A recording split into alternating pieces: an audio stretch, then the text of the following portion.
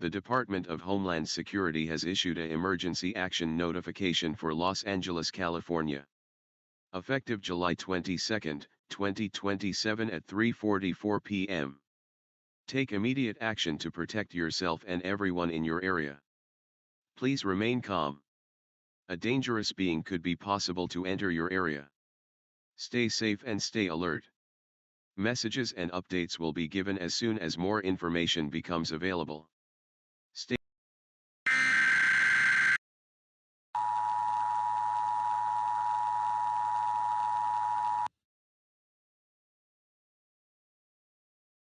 The Department of Homeland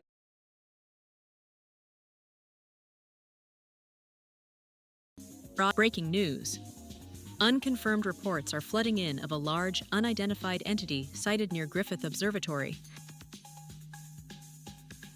Urging residents in the surrounding areas to remain indoors and avoid unnecessary travel until more information becomes available.